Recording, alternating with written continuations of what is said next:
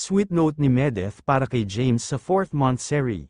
Magandang araw po sa inyong lahat mga ka-viewers, Medeth communities, supporters, fanatics, and Jamdith community, silent independent and marathoners. Please like and share naman ang videos natin guys. Wowers naman yan, grabe Medeth ang sweet naman kay James.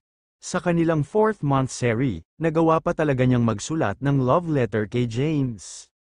Ganun din si James sa kanya, may sweet note din para kay Medeth. Ang sweet naman nila, bagay na bagay talaga sila sa isa't isa. Pinakita nga ni James ang love letter na may picture nilang pareho at pinakita ang sulat kamay ni Medeth na Dear Jam. Pinuri pa ni James na ang ganda daw ng sulat kamay ni Medeth, parang calligraphy daw. Binasa naman ni James ang laman ng love letter sa harap ng mga viewers sa live na yun na nagbiro pa baka daw maiyak siya sa love letter.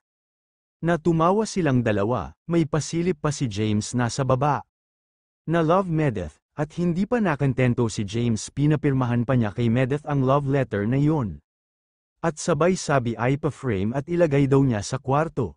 Sabay tawa, gusto naman ng viewers na basahin ang nilalaman ng love letter na yon ni Medeth para kay James. Nagbiro naman ang viewers na ibulong mo na lang daw James.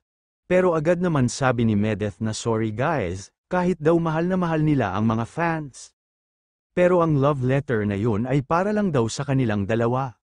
Which is I agree naman, mas mabuti na sila na lang ang makakaalam sa totoong message nila para sa isa't isa.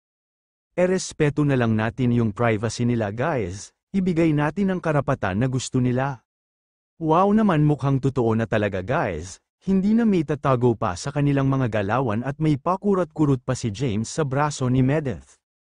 Obvious na talaga guys na sila na, sana nga sila na para happy na ang lahat. Kahit walang label okay na yan basta mahal nila ang isa't isa.